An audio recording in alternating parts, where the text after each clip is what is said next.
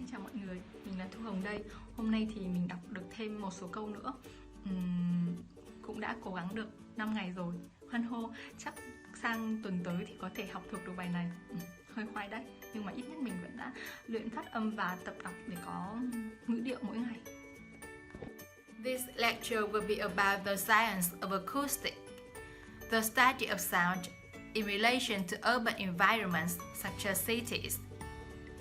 As an acoustic engineer myself, I think this is an area we're likely to see great changes.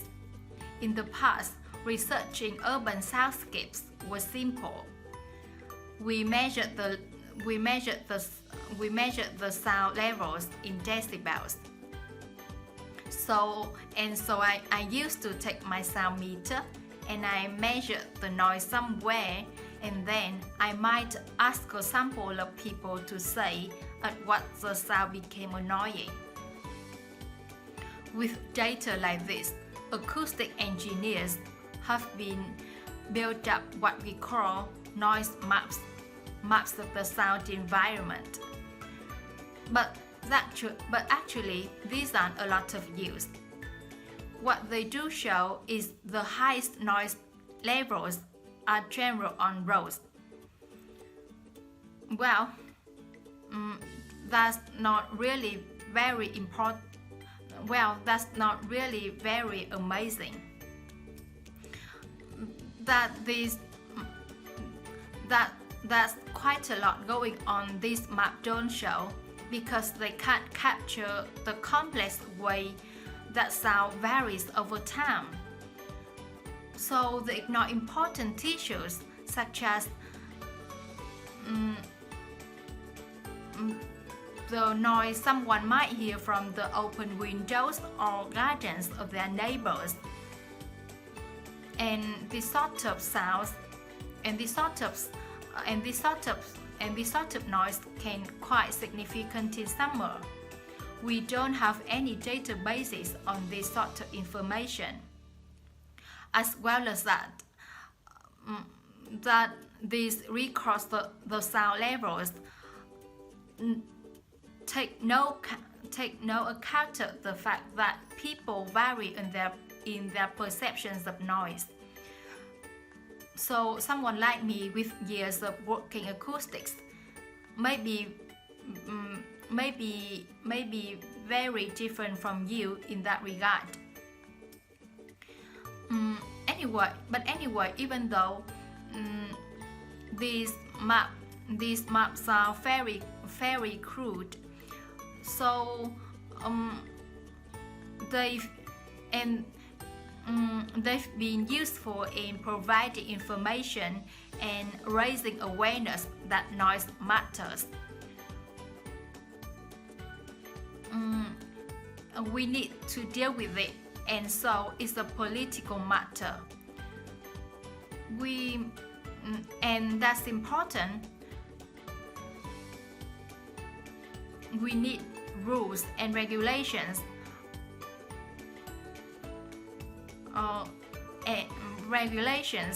Because the noise can cause all sorts of problems. Those of you who are city dwellers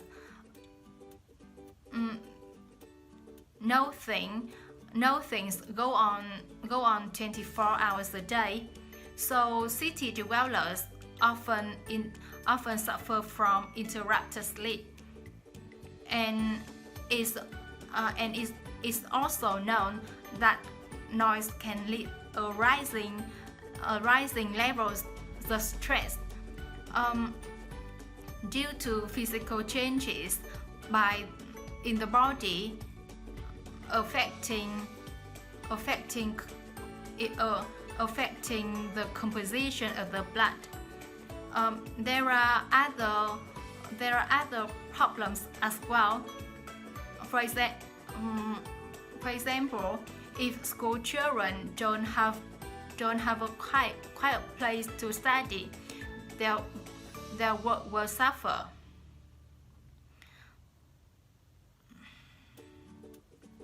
Now, one problem with measuring decibel measurement is that it doesn't differentiate between different types of noise. Some types of sounds that most people would probably think of as nice and relaxing,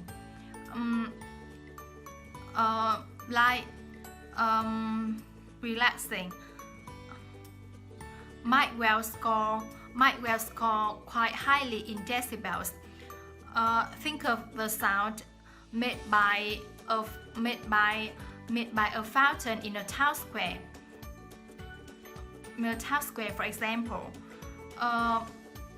that's not necessarily we want to control or reduce. So maybe researchers should consider these sort of sounds in urban design. This is